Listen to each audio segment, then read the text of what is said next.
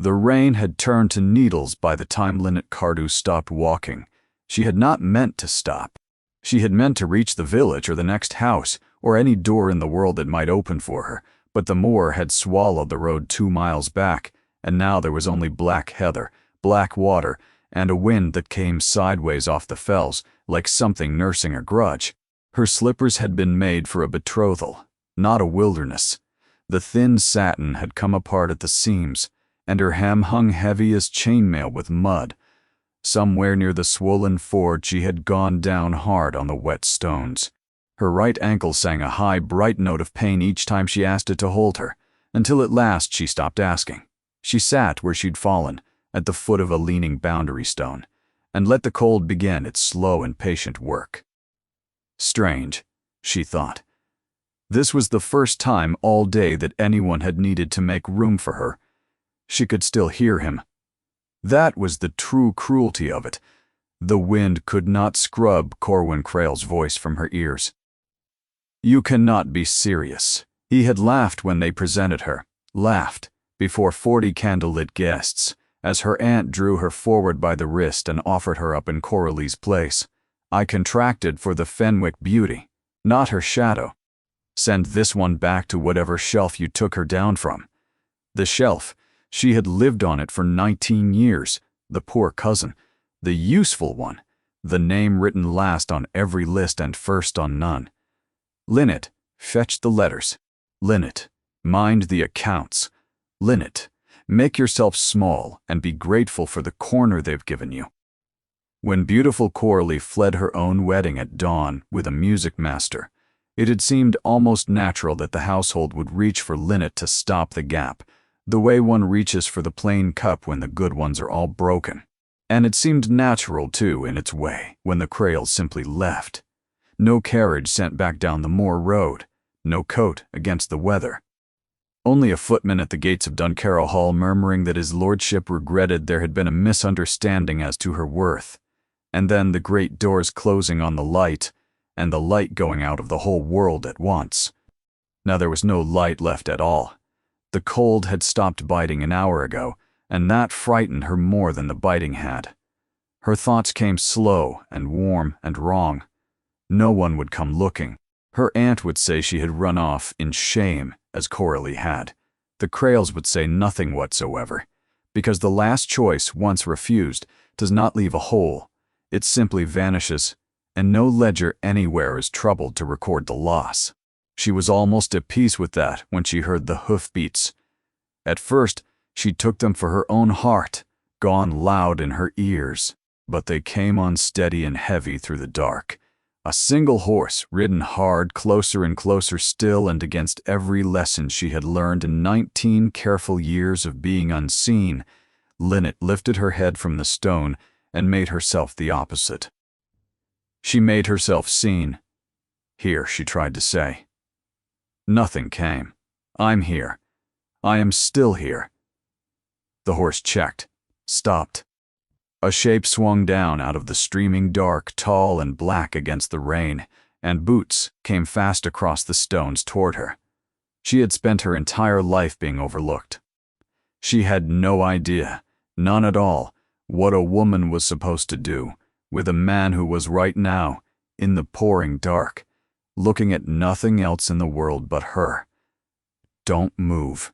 The voice was low, roughened by the wind, but certain, a voice used to being obeyed. He crouched over her, bare hands closing around her ankle, her wrist, the raw graze at her temple, reading her like a page in poor light. "How long have you been down?"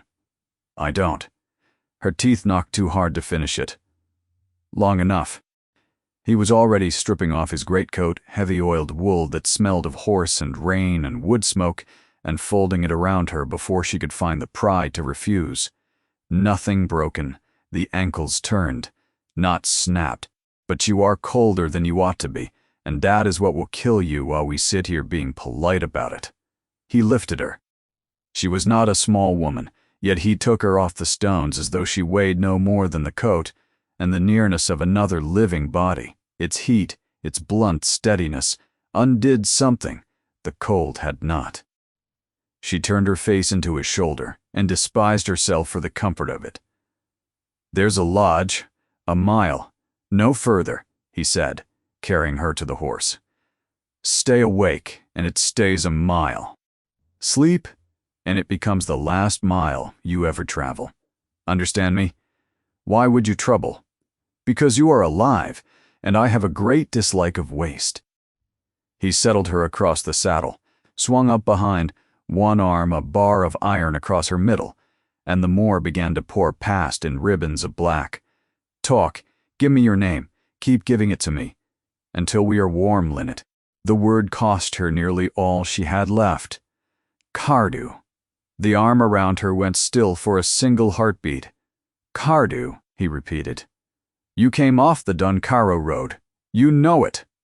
I know every soul who rides it. You were a guest of the Crails, a mistake theirs. They corrected it." A sound left him that in a warmer man might have begun a laugh. "Then we have that much in common."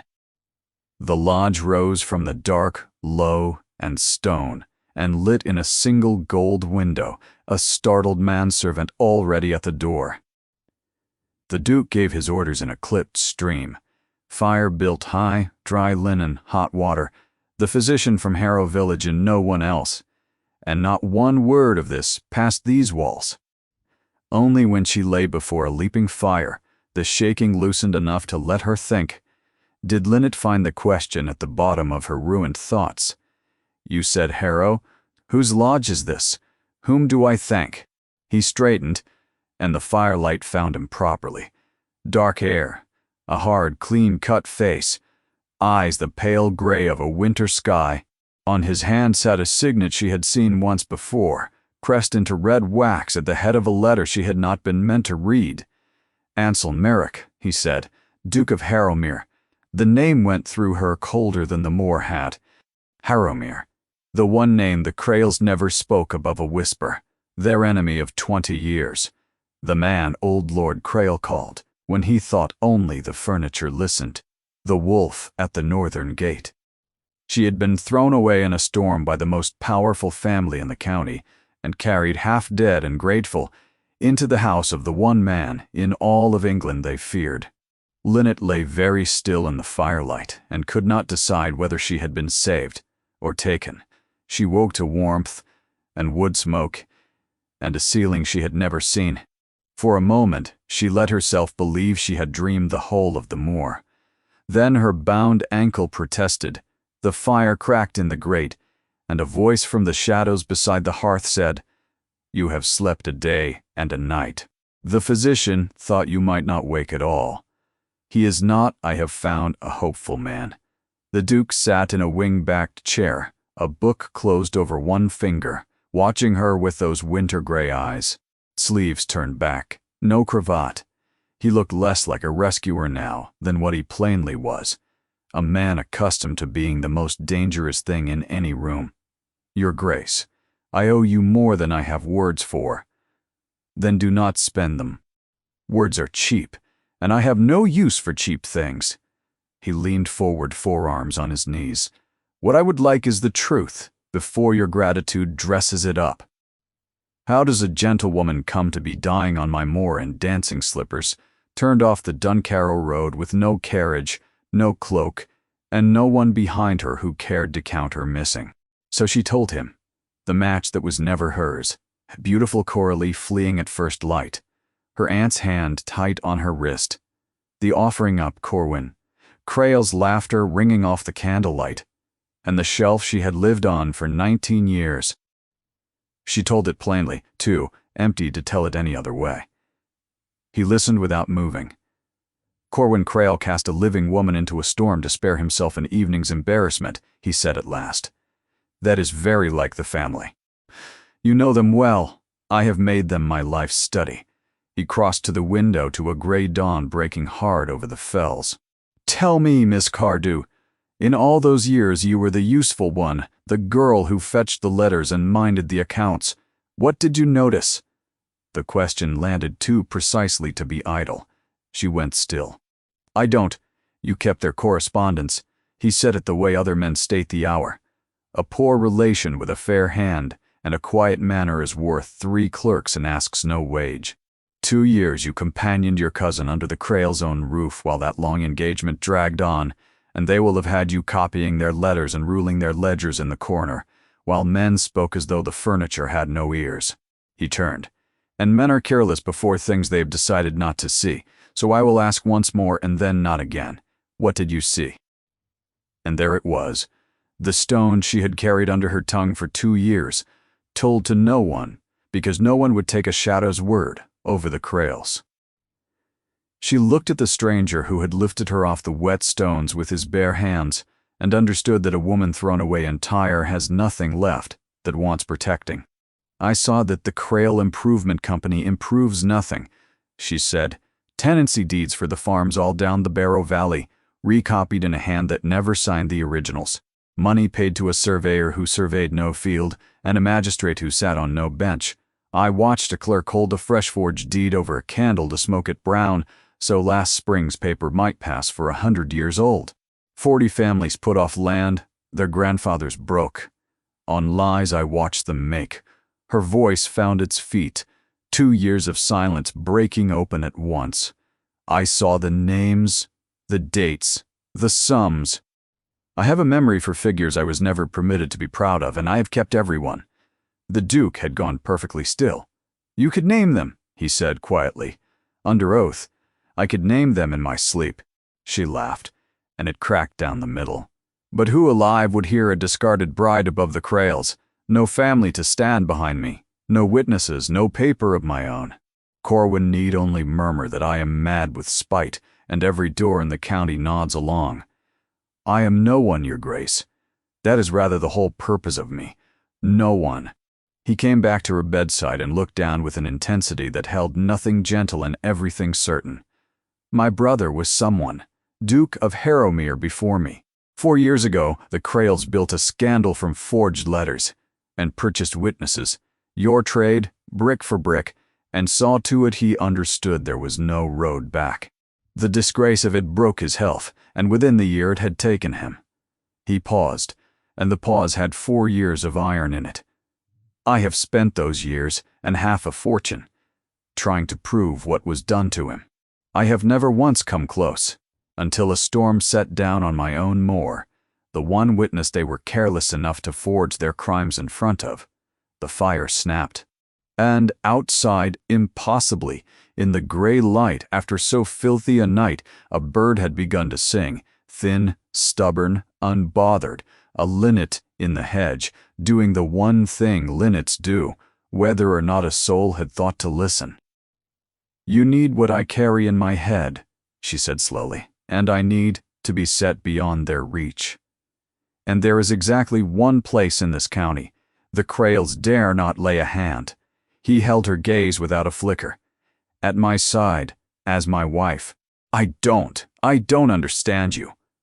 Then let me be plain, since plainness costs us both the least.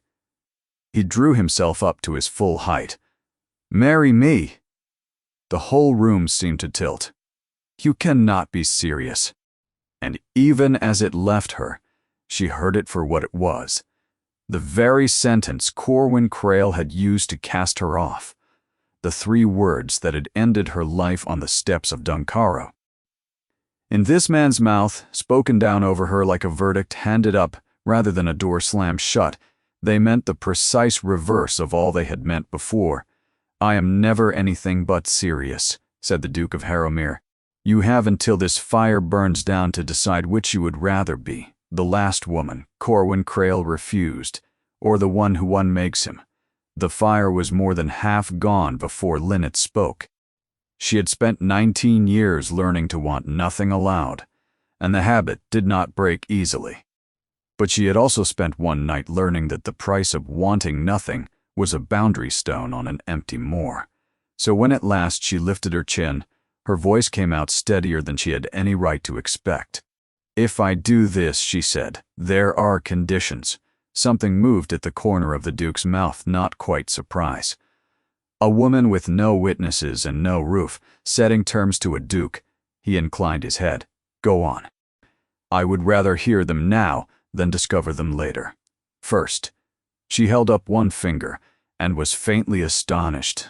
It did not tremble. You want the Krails broken for your brother, and I understand that.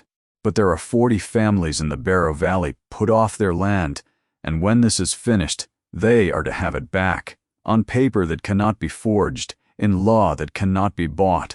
Not revenge alone, restitution. That is the price of what I carry in my head. Agreed, he said, without a breath of hesitation, and she saw that he meant it. What else? This was the one that mattered. She made herself say it plainly. If the day comes when I am no longer useful to you, when I become a danger to your name, or simply a woman you no longer wish to keep, you will tell me so yourself to my face in your own voice.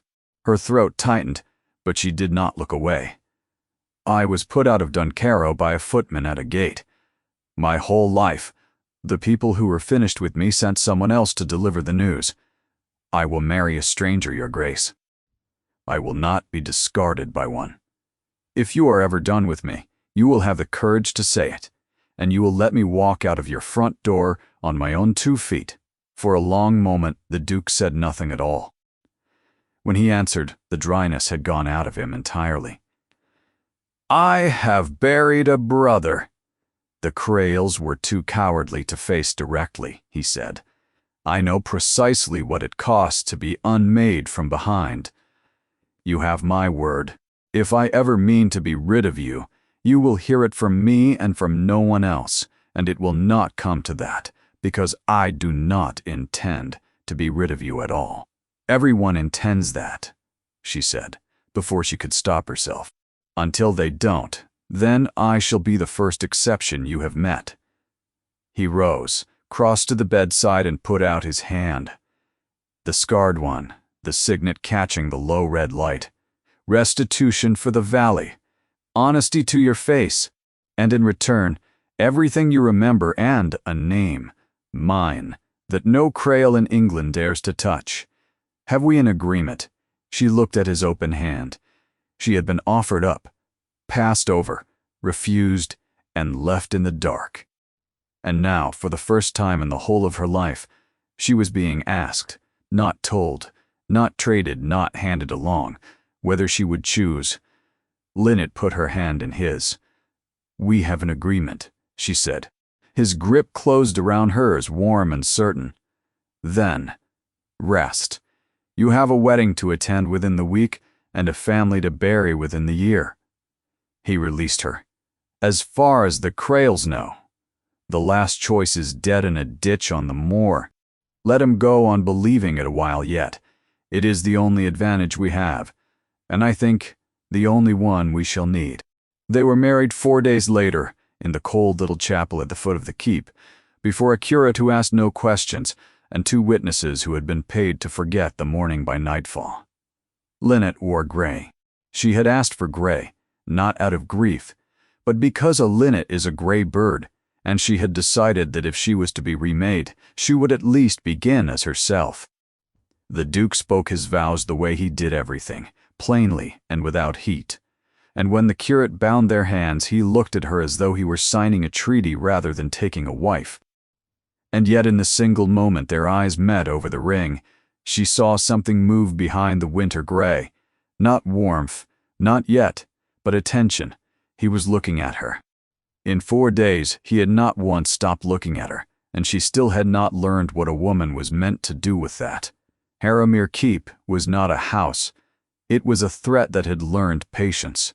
It rose from the fell on a spur of black rock, a square Norman tower grown over 5 centuries into a sprawl of hall and gallery and curtain wall. Its windows narrow as arrow slits where they faced the moor, and wide only where they faced inward upon themselves.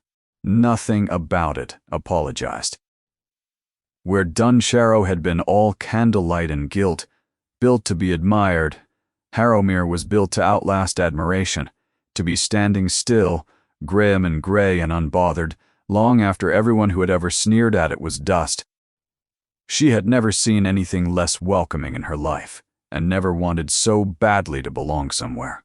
Verrill took her up the great tower stair, afterward key by key, door by door, until Linnet's turned ankle ached, and the moor lay spread beneath the windows like a dark sea. Her rooms were at the very top, a round chamber in the old keep, a bed hung in dove gray, a fire already burning, windows on 3 sides that looked out over everything. "His Grace chose these himself," said Mrs.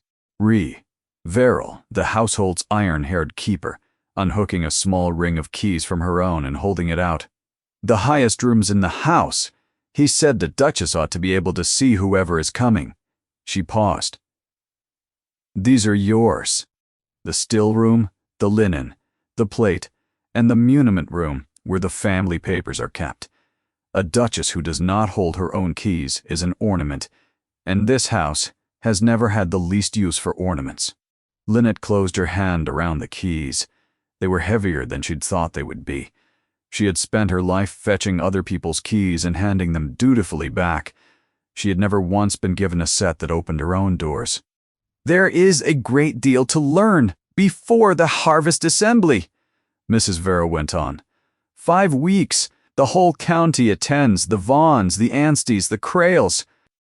His Grace means to present you there, and every soul in that room will be hunting for the crack in you." Her eyes flicked up. "See, they don't find one, and tonight you dine with the old Duchess. I'll not pretend it's a kindness. Guard your throat, she goes straight for it." She was not wrong. The Dowager Duchess of Harrowmere took her supper in a high, cold room, hung with the portraits of dead Merricks, and she did not rise when Lynette entered. She was very old and very upright, dressed in a black, gone faintly green with age, and her eyes, the same pale gray as her grandson's, settled on Lynette with the frank, unhurried cruelty of a woman who had outlived every reason to be kind. "So," said Honoria Merrick, "this is the ditchwater my grandson means to make a duchess of." Lynette curtsied. "Your Grace." "Don't! Your Grace, me girl? I invented it." The old woman looked her up and down. "You've a crail-shaped bruise on your face and a whole county's worth of scandal on your back, and Ansel has hung the pair of them round this family's neck like a millstone. And for what? Because you can recite a ledger." She set down her spoon with a click. "I'll tell you what I told him. He has not married a wife. He has married a musket, and leveled it at the most dangerous family in the north. And the trouble with a musket, child, is that it is of no earthly use once it has been fired." The words struck exactly where they were aimed, on the old tender bruise beneath the fresh one. A weapon, useful only until she wasn't. It was the very fear she had carried into this marriage, dressed now in someone else's mouth. But she was so tired of being small. "I understand you perfectly, Your Grace, better than you know," Lynette said. "But you have the metaphor wrong. A musket does not remember. I do. A family that spent 20 years being careful in front of everyone who mattered was careless for 2 whole years in front of me, because they were every bit as certain as you are that I was nothing worth minding." She let it settle. "That is not a weapon that fires once. That is a witness. And witnesses, Your Grace, only grow more dangerous the longer they are kept alive." The room went very still. Down the long table a footman had stopped breathing. Then the Dowager Duchess of Harrowmere laughed, a short, dry, astonished bark as though it had surprised even her. "Well," she said, "perhaps not ditchwater after all." She took up her spoon again. "Sit down, girl. If you are to be shot at with the rest of us, you may as well be fed first." The 5 weeks did not pass the way Lynette had braced for. She had steeled herself for the tutors of her girlhood nightmares, the rapped knuckles, the endless drilling, in which fork and which curtsy. But Ansel Merrick, it turned out, did not care whether she could name the courses of a state dinner. "You were raised gentle," he said on the first morning, watching her pour tea with the flawless, invisible competence of a woman who had poured it for others all her life. "You know the rules better than the people who make them. That is not what you lack." He took the cup gently from her hands. "What you lack is the belief that you are permitted to be looked at. That we shall fix." And so her remaking was not a matter of forks. It was a matter of learning to walk into a room and let it turn toward her instead of folding herself into its nearest corner. Mrs. Verrill made her cross the long gallery 100 times until she stopped hurrying, stopped apologizing with her shoulders, stopped being sorry that she took up space in the world. The Duke sat her at the foot of his own long table and made her give the orders, correct the wine, dismiss the footman, until the woman who had spent 19 years being fetched learned, slowly and terribly, to be the one who was obeyed. It ought to have been the hardest thing she had ever done. Instead, it felt like coming up for air. The evenings belonged to the war. After dark, they worked in the muniment room, she and the Duke and a single shielded lamp. And here the current ran the other way, for here it was Linnet who commanded and Ansel who followed. She sat with clean paper and an untrembling pen and let 2 years of enforced silence pour out of her. Every forged deed, every false valuation, every sum paid to a surveyor who never came, every name in the order she had seen it set down. Her memory was a strange, pitiless instrument. She had never been allowed to be proud of it. Now the Duke watched her fill page after page with the whole architecture of the fraud, and the look on his face was not desire, and was better than desire. It was the look of a man handed, at long last, the weapon he had waited half his life for. "You are extraordinary," he said one night quietly, not lifting his eyes from her pages.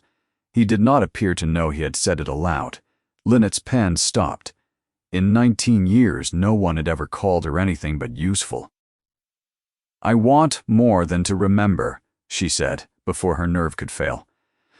"You keep me here like a locked ledger, safe, valuable, shut. But a witness who speaks only when she is opened is still a thing that things are done to. I did not crawl off that moor to be your evidence. Let me be your partner. Let me help you choose where the blade goes in, not merely sharpen it." For a moment she thought she had reached too far. Then Ansel set down his own pen and looked at her the way he had looked at her on the stones, as though she were the one thing in all the dark worth seeing. "The Krails taught me to distrust anyone who wanted a share of the fight," he said. "You were the first person in 20 years to offer to stand in front of me rather than behind." He nodded once, the way he did when a thing was settled forever. "Partners, then. God help them." She smiled and bent back over her pages to hide how badly the word had undone her. And that was when she saw it. She had been copying out the loop and slant of the forged tenant deeds from memory. The counterfeiter's particular way of forming his letters, the small upward flick he gave to every terminal G. Her hand stopped, because she had seen that flick before, not in Duncaro's muniment room, but in something the Duke himself had laid before her weeks ago, a copy of one of the letters that had destroyed his brother. The same hand had written both. Ansel. Her voice had gone strange in her own ears. "The man who forged your brother's letters, and the man who forged the valley deeds." She looked up, the whole shape of it turning over in the lamplight. "They are not two men. They are one. I know his hand. I watched him work by candlelight. Not 2 years gone." She swallowed. "I can give you his name, and unlike your brother, and unlike me, he is still alive to be found. His name is Oswin Trell," she went on. "A clerk, a gray little man, ink to the elbows, the sort no one remembers, the sort they trust for exactly that reason." Her mouth twisted. "They made the same mistake with him that they made with me." Ansel was already on his feet, and for the first time since she had known him, there was something in his stillness that looked almost like fear. "If you can name him Linnet, then so can they, the instant they understand what you saw. A forger who can hang the Krails is worth a great deal more to them dead than alive." He crossed to the window, staring out over the black moor as though he could trace the roads that ran to Duncaro. "We are no longer the only ones with a use for Oswin Trell. A week from the assembly, and there is a witness out there in the dark that both sides need one to save him and one to silence him. He turned back to her, the decision already made in his face. "Then the war does not begin at the assembly," he said. "It begins tonight, because whoever reaches Trell first wins everything." The hunt for Oswin Trell began before the ink on Linnet's pages was dry. Ansel's men were not the sort who advertised themselves. Chief among them was a broad, scar-jawed former sergeant named Cor, who had followed the Duke out of the army and into a quieter, colder war. "A clerk who has done what this one has done," Cor said, turning his hat in his blunt hands, "knows he is a dead man the day his masters are finished with him. His sword keeps a bag packed by the door. We'll find him, your grace, but we shall not be the only ones on the road." Ansel gave him gold, 3 riders, and the Barrow Valley to begin in, and Cor went out into the rain before dawn. Linnet, meanwhile, asked for the valley itself.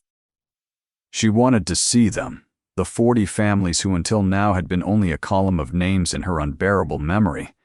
Ansel gave her a long look and did not refuse. They rode down into the dale on a gray morning, and what she found at the bottom of it undid something the moor had left standing. Nethergill Farm had belonged to the Aldous family for 200 years. Its windows were boarded now, its byre empty, and the widow Aldous kept herself and her 2 grandchildren in a lean-to of turf and hurdle against the fallen orchard wall, on land a forged deed swore had never truly been hers. She did not weep in the telling. She had gone past weeping a year since. "They came with the paper," she said, "and a magistrate who couldn't meet my eye, and men to carry out the beds. And when I said the paper lied, they said, 'Prove it,' as though a paper could ever be argued with by folk the likes of us." She looked at the fine gray wool of Linnet's habit, and then, unafraid, up into her face. "You've the look of a woman who's been told to prove a thing she can't." "I was," Linnet said. For 19 years, she took the old woman's chapped hands in her gloved ones. "But I watched them make your paper, Mistress Aldous. I remember the very hand that drew it. And I am no longer someone they can say prove it to and be safe." She held the frightened, flinty old eyes. "You will have Nethergill again. I do not yet know the road to it, but you have my word, and I have lately learned that my word is worth a good deal more than the people who threw me away ever troubled to guess." She did not know, riding home, that Ansel had drawn rein behind her at the broken wall and heard the whole of it. She knew only that at supper he watched her down the length of the long table with a look she had not seen him wear before, and that when she asked him what it meant, he said, "You would have made a better duke than half the men born to the title, and would not be drawn further." The test she had been dreading came 3 days later at Anstey Court. Sir Hollis and Lady Anstey held the oldest name in the county and the most feared dinner table in it, and it was Ansel's judgment that Linnet should first be seen by the very people most certain to despise her. "Hold Lady Anstey's table," he said in the carriage, "and the county falls in behind her. She has buried 3 husbands and every rival she ever owned, and she alone decides who exists in the north and who does not." His mouth tilted. "Do not perform for her. She can smell a performance across a ballroom. Only be what you are, which is, I have discovered, a great deal more than anyone bargained for." So Linnet did not perform. She was placed at Lady Anstey's right hand, a seating that set the whole table murmuring, and she did the thing Harrowmere had taught her. She let the room turn toward her and did not fold herself away from it. She spoke little and listened closely, and when at last the talk drifted, as she had prayed it would, to the fashionable Crail Improvement Company and its clever draining of the Barrow Flats, she set down her glass. "I confess I know a little of the valley," she said, mild as new milk. "There is a widow at Nethergill living in a hut of turf on land her family held 200 years, put off by a deed not one soul in the dale had ever seen before the morning it turned her out into the weather. She let it lie there in the candlelight. I make no accusation, Lady Anstey. I have not the papers to." But were it my money in that company, or my county wearing its improvements, I think I should want to see those old deeds held up to a very strong light. Paper, after all, is only ever as honest as the hand that draws it. For a moment, Lady Anstey said nothing. Her small black eyes, which had reduced bishops to stammering, moved over Linnet with open and unhurried reappraisal. "How refreshing," she announced at last to the table at large. "A duchess who reads the deeds." And she smiled. Thin and delighted, and unmistakably, the smile of a woman who had never once forgiven the Crayles for outbidding her at an auction, and who had just been handed a very sharp knife by a very unexpected hand. "I have a nephew in Chancery. Perhaps I shall write to him." The crack was a small one, but Linnet had learned in a muniment room by lamplight precisely how a great fraud is built, one careful, careless mark at a time, and she understood that it could be pulled apart in exactly the same fashion. She was still turning the little triumph over in her mind when they reached the keep and found Cor waiting beneath the torches of the gate, rain sheeting off his hat, his face grim as a grave. "We had his trail, your grace," he said. "A coaching town 2 days south, but he's bolted again, and a rider in Crail Green was in the same yard, asking the same questions, a full day ahead of us." He wiped the rain from his mouth. "They know he is the one man who can hang them. And tonight they are closer to him than we are. The whole county came to Anstey Court for the harvest assembly, and the whole county came to look at her. Linnet had known they would. Ansel had drilled it into her for a week, that she would walk into that blaze of candlelight as the great scandal of the season, the nobody bride hauled out of nowhere to a coronet, and that 400 pairs of eyes would go hunting the flaw in her before she had so much as crossed the threshold. "Let them look," he had said, settling the Harrowmere diamonds cold against her throat with his own 2 hands. "You have spent your whole life praying to go unseen. Tonight you will be seen by every soul in the North that matters. Give them nothing to pity and nothing to forgive. Give them a duchess." She wore deep green, the green of the Linnets' own world, of hedge and covert and quiet places, and she came in on the Duke's arm with her chin level and her ruined ankles steady beneath her, and she felt the whispers break over her, like surf on a shingle. "That is her, the Cardew girl. A nobody, they say. A companion, a poor relation of the Fenwicks. She does not look like a nobody. She held." She curtsied to Lady Anstey, who received her before the entire room with a pointed, public warmth that silenced a dozen tongues at a single stroke. She let herself be led from cluster to cluster, saying little, giving nothing away, until the murmur began slowly to change its shape, from "how dare she" toward "who is she," and "who is she" was a question a woman could work with. Then the Crayles arrived, and they came in like weather. Lord Blaise Crayle at their head, silver-haired and urbane, the very portrait of a man too respectable to be doubted. On his arm, his wife, Lady Sabine, elegant, unhurried, her gaze already moving over the room like a hand feeling along a locked box for the seam. And a pace behind them, golden and laughing at some remark of his own, came Corwin. Linnet had wondered through the long nights what she would feel when she saw him again. She had expected terror. She had braced for the whole cold weight of the moor to come flooding back into her chest. Instead, she felt nothing but a great, clear stillness. The very stillness the moor itself had taken on at the last when she had stopped being afraid and simply become ready. It was Corwin who broke. His eyes crossed the room in their idle, careless way and caught on her, and stopped. She watched the color drop out of his face in a single falling wave. She watched the glass tilt in his slackening fingers and spilled dark wine across Lady Anstey's parquet. She watched the word shape itself on his lips that he had not the wit to swallow yet. A footman was already gliding toward the spreading stain. A dozen heads were already turning. And for one long exquisite moment, the golden man who had laughed her out of a lit doorway stood white and shaking in a crowded room, unmanned entirely by the sight of a woman he had left to die in a ditch. "Careful, Lord Crayle," Linnet murmured, pitched for him alone, as she and Ansel passed. "You have spilt something. It does have a way of showing itself, does it not? The thing one tries so hard to pour away in the dark." He caught her sleeve in the shadow of the long gallery not a quarter-hour later.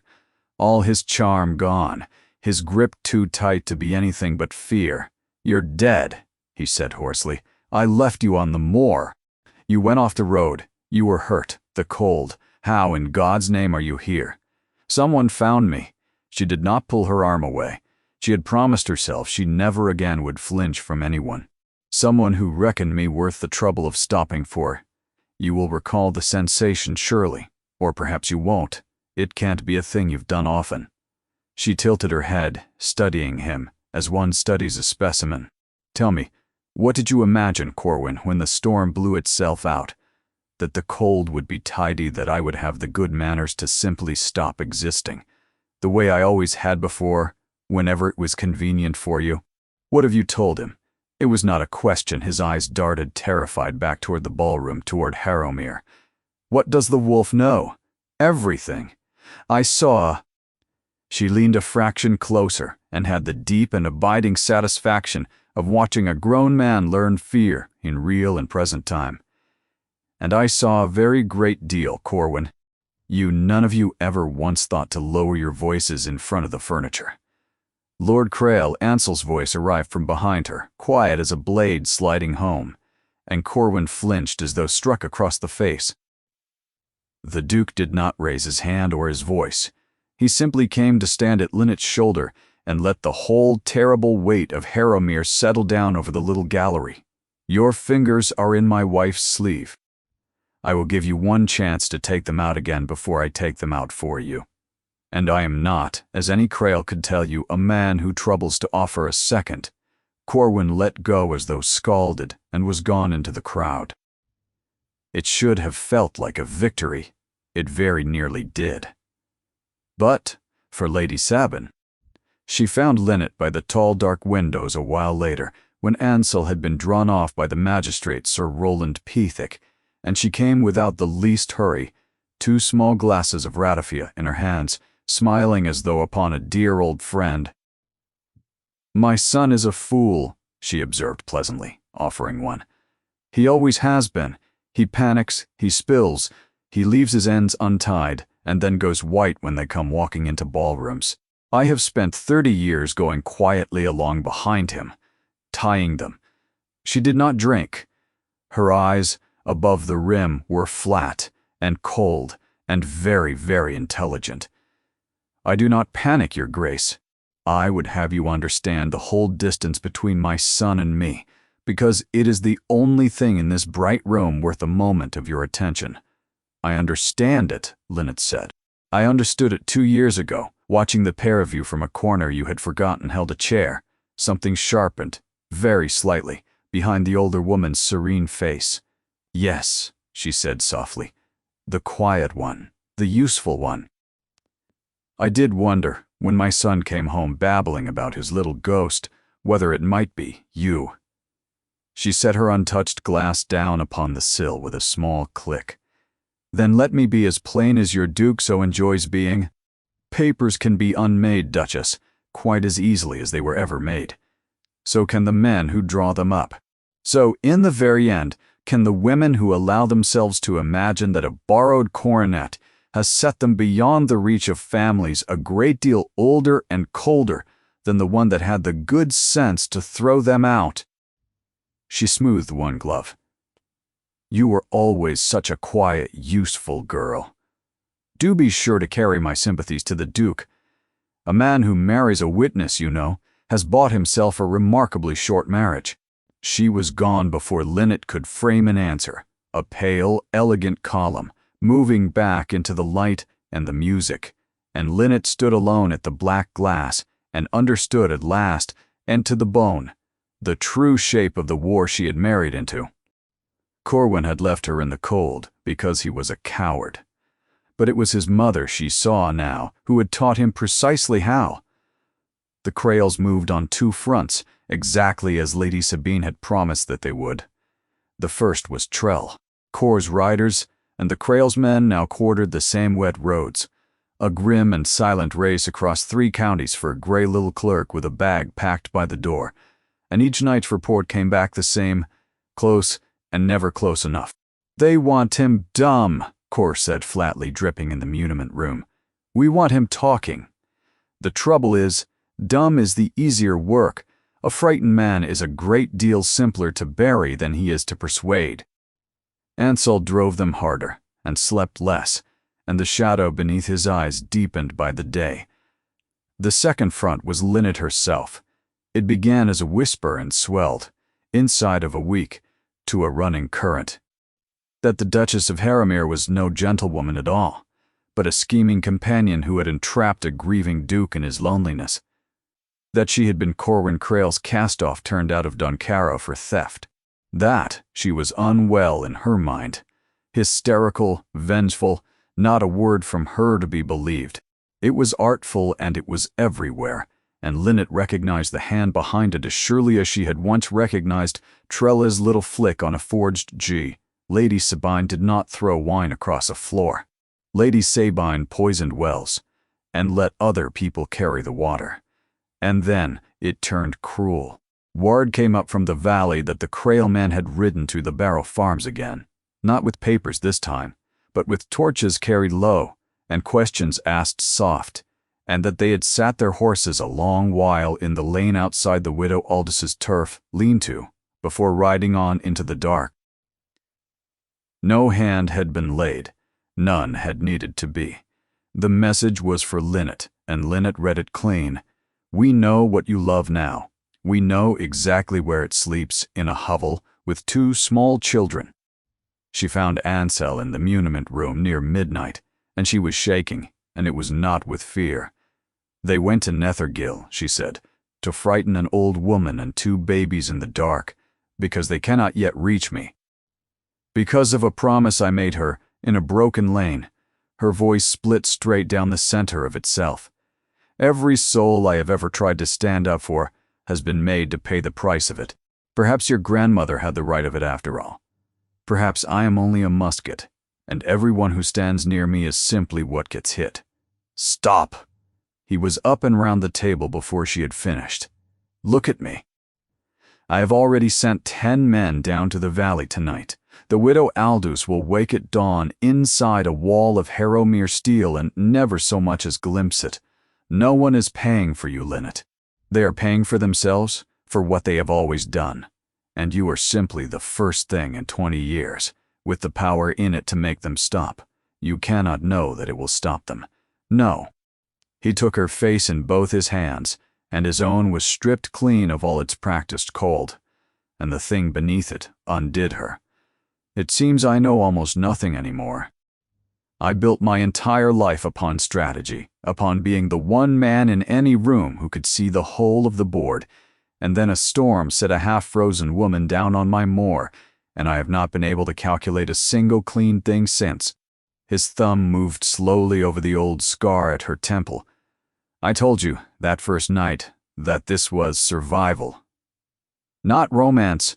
I said it because I believed it, and because it was a safe thing to believe. It is no longer either one. Ansel, everyone in your whole life reached for you last," he said low. "The plain cup, the name written at the bottom of every list. I have gone back over that 1 hour on the moor 100 times, and do you know the thing I cannot get past? But of all the roads home to me that night, I took the very worst of them, the long one, the cold one, the one that ran past that boundary stone, because I could not stomach the smallness of the safe road in that particular hour. Had I chosen comfort, I would never once have seen you at all." His forehead came down to rest against hers. "You were everyone's last choice, Lynette Cardew. You were the first thing in my life I have ever chosen for no reason under heaven but that I wanted it. So let them come, and let them do their worst. I am not letting go of your hand." She kissed him, or he kissed her.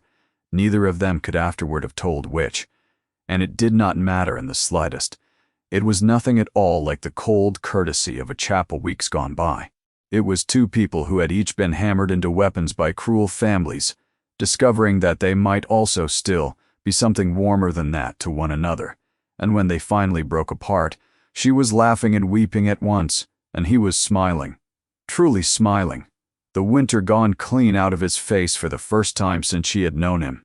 That, she managed, was not strategy. No, he agreed gravely. That was the single least strategic act of my entire life. I find to my considerable surprise that I do not regret it. They had one night. In the morning, the second front opened wide. A letter came to Harrowmere under the seal of Lord Blaise Crail, but it was not addressed to the Duke. It was addressed to the county's senior magistrate, Sir Rowland Pethick, and copied, with exquisite calculation, to Lady Anstey and a dozen more besides, so that half the North had read it before Linnet did. In it, Lord Blaise, with the very gravest reluctance and only in the defense of his family's ancient honor, charged that the woman styling herself Duchess of Harrowmere was an impostor and a common thief, who had stolen private papers from his house, fled with them to his family's oldest enemy, and there manufactured a monstrous slander out of spite and derangement. He demanded she answer the charge in her own person before the assembled county and its magistrates at Anstey Court in 3 days' time. Linnet lowered the page. Across the table, Ansel's face had gone very still. "She is forcing the field," Linnet said quietly. "Before we have Trell, before we can prove one word of it in law, she means to make me stand up in front of the whole county with nothing in my hands but my own memory, and be called a madwoman to my face by the most respectable man in the North." "Yes," Ansel said. "Can we refuse it?" "If we refuse, we concede. The county will have handed down its verdict by nightfall, and it will not be a kind one." He set the letter down as though it might turn and bite him. "No, we answer it. In 3 days you stand up in that room." He looked at her, and for the very first time she saw real fear in him, not for himself, not for Harrowmere, but for her. "And we had better, before God, find some way to put Oswin Trell into it beside you. 3 days is no time at all in which to save a life, and no time at all in which to lose one. The county could speak of nothing else." Anstey Court's great saloon was given over to the hearing. Sir Rowland Pethick and 2 fellow magistrates would sit to weigh it, and though it carried no true weight in law, for no charge had yet been laid before any court, everyone understood that its real verdict would be handed down not by the 3 men in their chairs, but by the 400 souls filling the room, and that a woman found false by the county would be finished in it, coronet or no coronet. Rank could not save her from that. Only proof could, and proof was the one thing they did not have. They built what case they could. Linnet's memory poured out across page after page, the deeds, the names, the impossible sums, all of it set down exactly as she had first seen it. The physical forgeries, 3 of which Ansel's lawyers had quietly recovered from the Valley evictions, the smoke-browned paper still faintly stinking of the candle that had aged it, and, chief of all, the plan, to bring in Oswin Trell himself, living and breathing, the very hand that had drawn every lie, and let the whole county watch him confess it. On the second night, that plan died. Cor came in past midnight, soaked to the bone, and he did not take off his hat. And by that one thing alone, Linnet knew before he opened his mouth. "They reached him first, your grace." His voice was wooden. "A farm outside Kelmscar. We were half a day behind them. By the time we came up on the place, the Crail men were already riding off north, and the clerk was gone. Bag, papers, the lot. No blood we could find, for whatever comfort that carries." He stared at the floor. "He's either in their hands now or under their ground. Either way, he'll not be standing up in any room of ours come Thursday." The silence in the muniment room was complete. Linnet felt the whole case fall away beneath her, the way the moor's edge had once given way underfoot in the dark. Without Trell, she had her memory and 3 reeking papers and the word of a discarded bride, set against the ancient, unimpeachable name of Crail. She had stood in exactly this spot before all her life. Prove it. The world said to women like her, and smiled as it said it. entirely certain that they never ever could. It was Ansel who said the thing that had to be said, because he had promised her once that he always would. There is still a way through this that cost you nothing. He did not look at her as he said it. He looked into the dead gray ashes of the fire. I stand up on Thursday. I say that I was deceived, that a clever and desperate woman imposed upon a grieving man, and that the instant I understood it, I put her from me. The county forgives a duped duke very nearly anything. The dukedom survives whole. The Krails have their victory, but you would be free of the whole of it.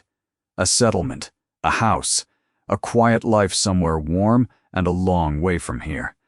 At last he turned to face her. I made you a promise, the night we met, that if ever I meant to let you go, I would say it to your face.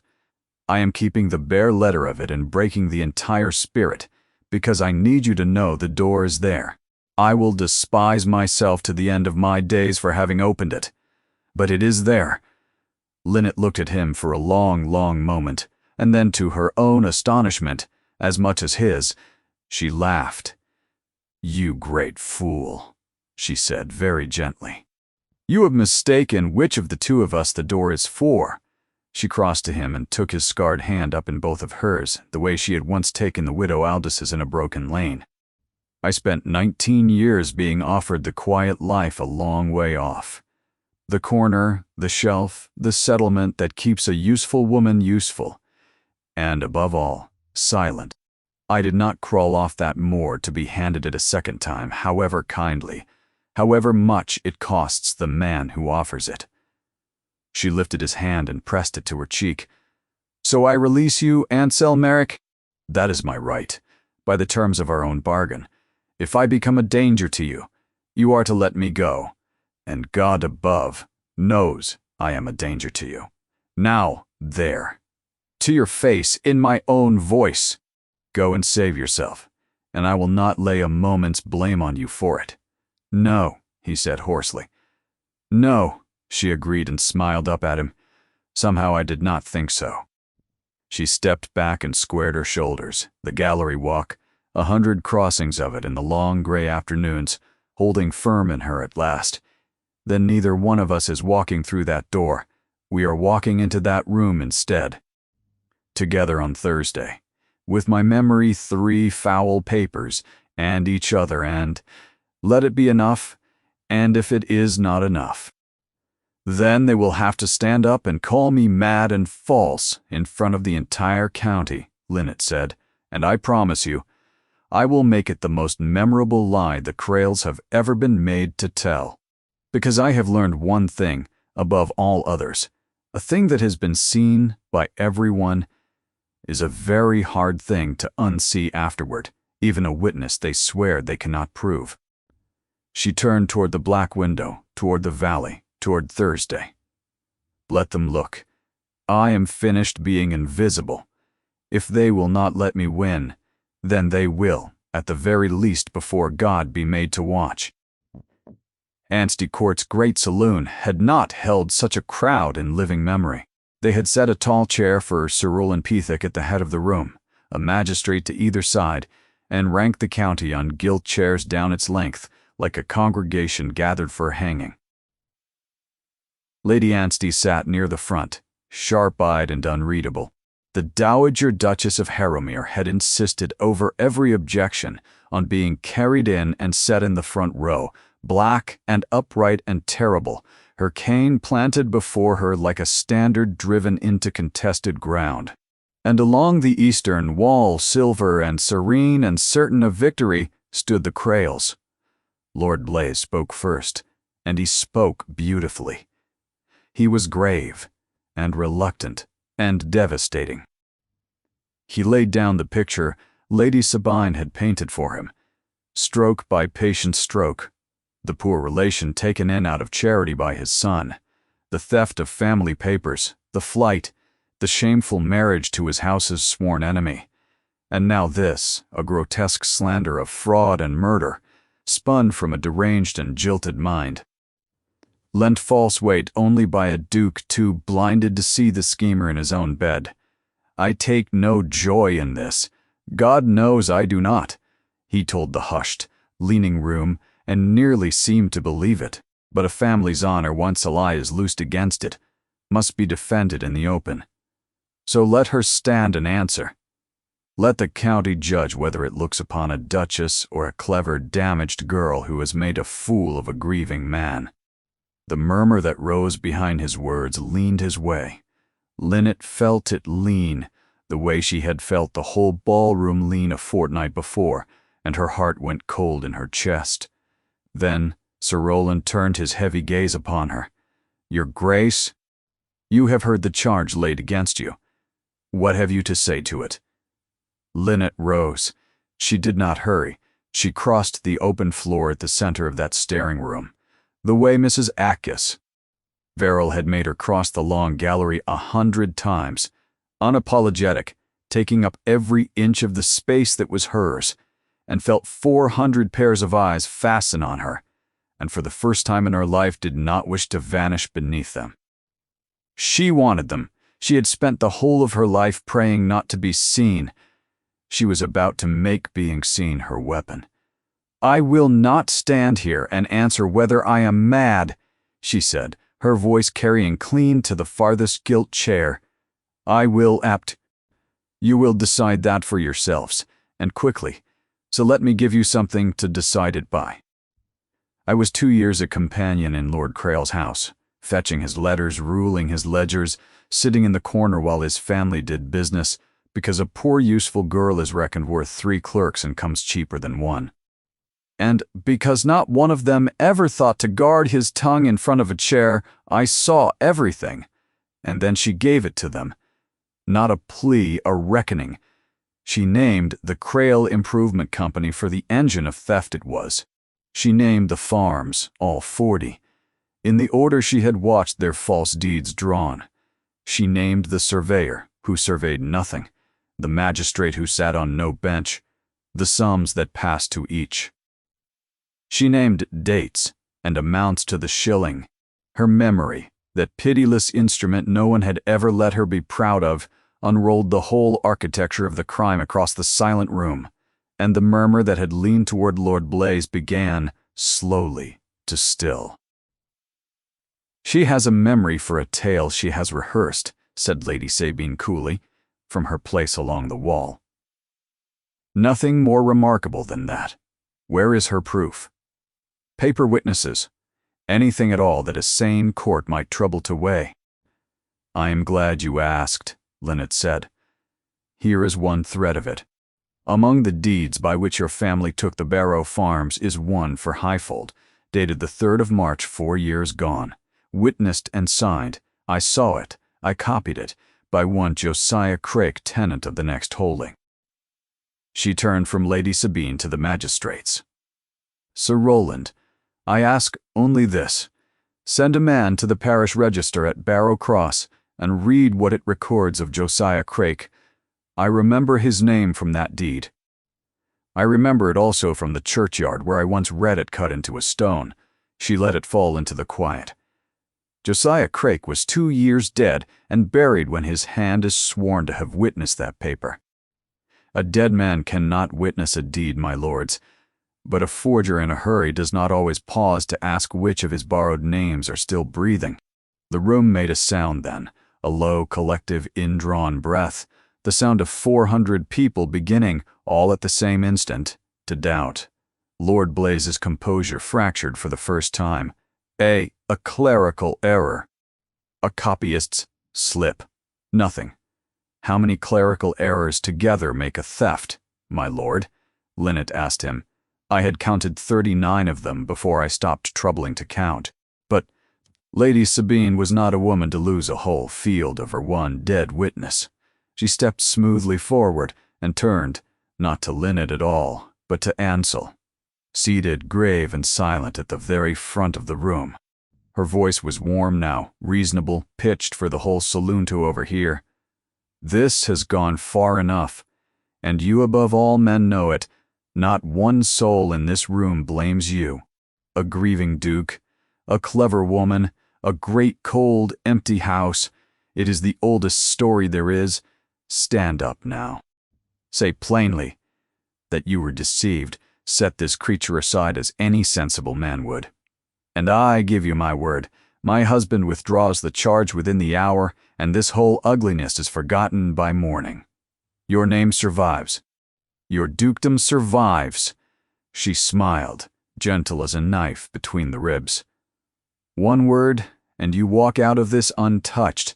Surely even you can see she is not worth the whole of Harrowmere." The room held its breath.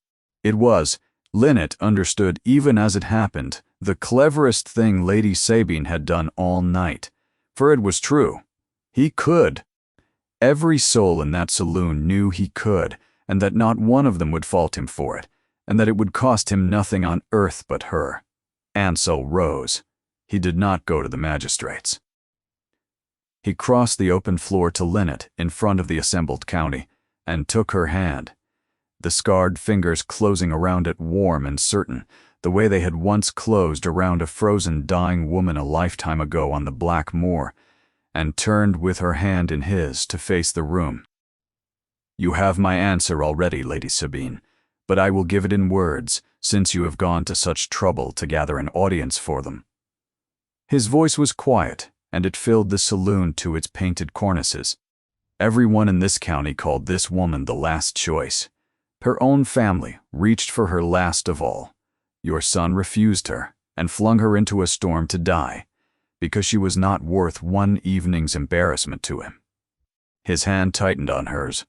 "I have made a great many choices in my life, for strategy, for advantage, for the cold good of my name. She is the only one I have ever made for no reason, save that I wanted her. And I would make it again tonight in front of every one of you, and count Harrowmere well lost in the bargain. You ask whether she is worth a dukedom." He looked down at Linnet, then out at the silent county.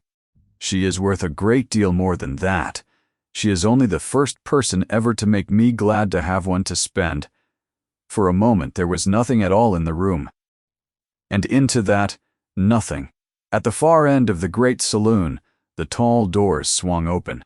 Cor came through them, mud to the thigh, half carrying a small gray man who blinked out at the sea of candlelight like a creature dragged up into day from underground. "Sir Roland," said the Duke, without taking his eyes from his wife, "I believe the county would like to hear from Mr. Oswin Trell. My men took him off a north road at first light. 1 hour ahead of the men the Krails had sent to sea. He never spoke again. He has, I understand, a great deal he wishes to set down while he still can.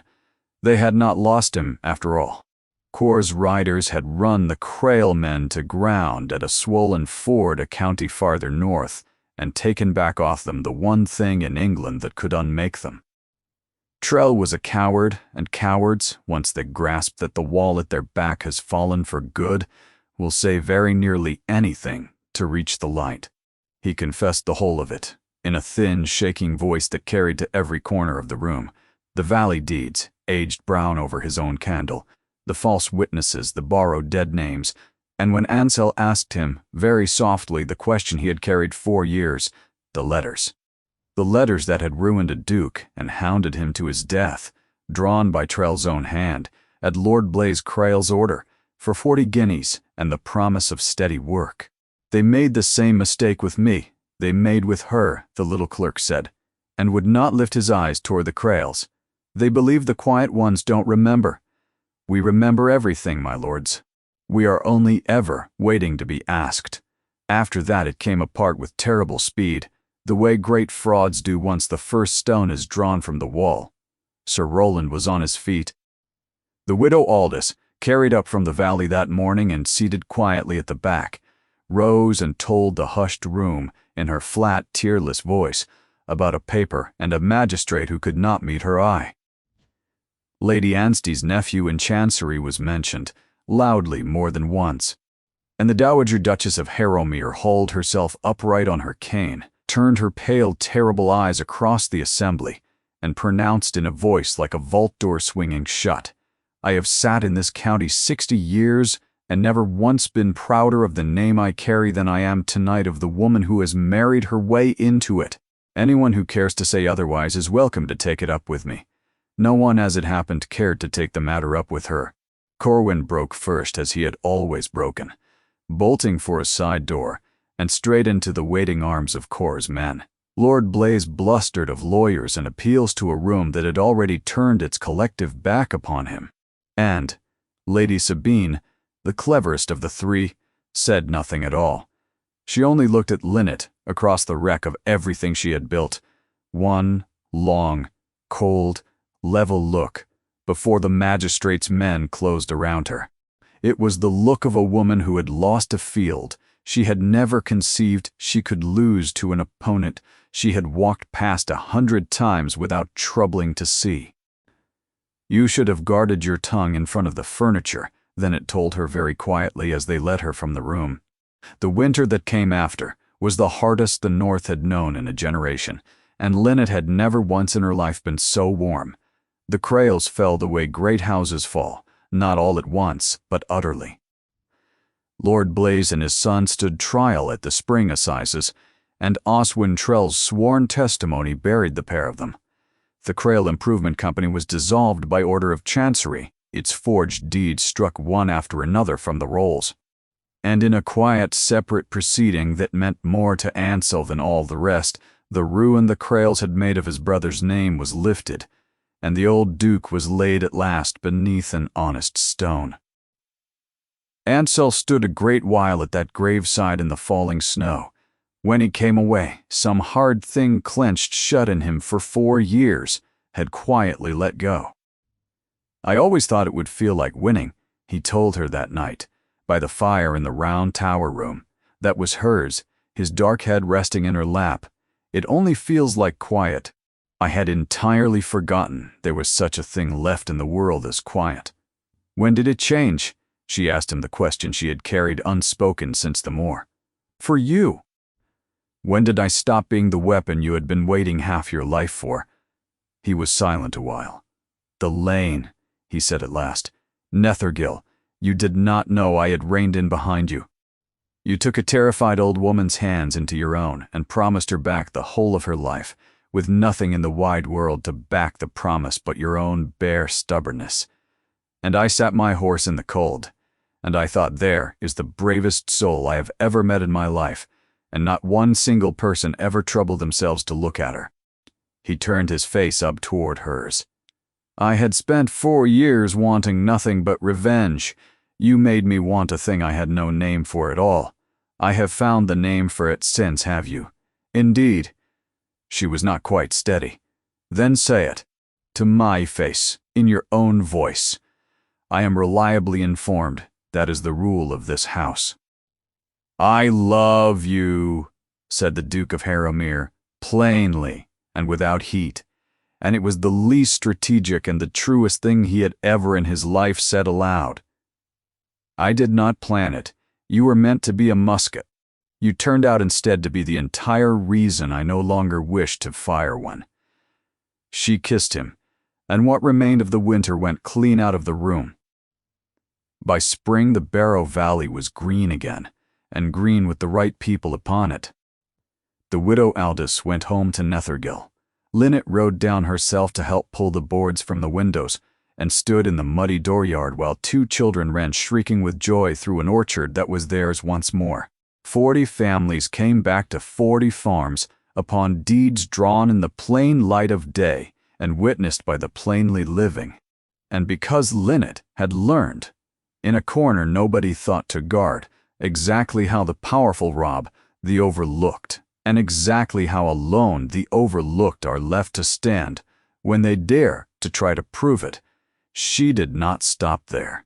She founded, at Harrowmere's expense and beneath Harrowmere's shield, a plain small office in the market town where any tenant, any widow, any nobody at all with a lie drawn up against them might bring it, and for once in their lives, be heard, be helped along toward the very proof that folk like them had always been so smoothly assured they would never find.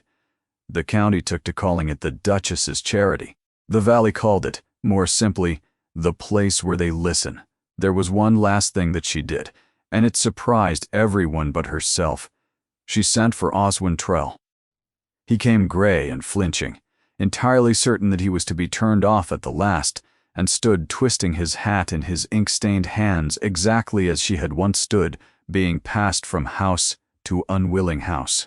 "They discarded you," she said to him, "the very moment your usefulness to them had run dry, just as they discarded me, just as they threw the widow Aldous out into the weather. That is the only trade any of them ever truly understood. A person is worth the keeping until quite suddenly they are not." She pushed a paper across the desk toward him. An honest appointment, an honest wage, a clerkship keeping the very sort of records his old masters had once taught him to counterfeit. "I do not intend that anyone shall make that mistake a third time. You have the finest hand and the sharpest eye in the whole of the North, Mr. Trell. Come, and put them to the keeping of things that happen to be true." He wept, which she had not expected, and he took up the pen, which she had. They were walking in the Tower Gardens on the anniversary of the very night that he had found her when Ansel stopped and drew from inside his coat not a ring. She had a wedding band already, but a single small gray feather, altogether unremarkable, the kind the linnets were forever leaving, snagged along the hedges. "You will think me a great fool," he said. "I already do constantly, and on excellent evidence. It is among my chief comforts in this life. I have carried it since the autumn." He turned it slowly in his scarred fingers. "The bird you are named for, the plainest thing in the hedge. It sings regardless whether or not a single soul stops to listen. I stopped on a road one night because something in the dark would not be ignored. It turned out to be the rest of my life." He tucked the feather into her palm and folded her fingers over it. "Everyone called you the last choice, Linnet. You were the first thing I ever chose because I could not do otherwise. And I would choose you again, on any road, in any weather, out of the whole world, first." She had spent 19 years as the name at the bottom of every list. She stood now at the top of the only one that had ever mattered, in the gardens of a fortress that had quietly become a home, chosen wholly, loudly, and forever, by a man who had at last learned to say so to her face. The linnets sang on in the hedges, plain and stubborn and unbothered, exactly as they always had, whether or not the world was troubling to listen. This time, the whole of the world was.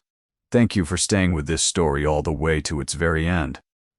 If Linnet's Road reached something in you, the ache of being overlooked, the quiet courage it takes to let yourself be seen, the extraordinary power of being chosen, at last then do one small thing before you go.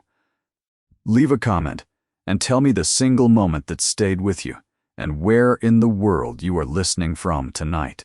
If you believe, as she came so hard to believe, that the people written last on every list are so often the very ones worth choosing first, then subscribe and ring the bell so the next story finds its way to you too.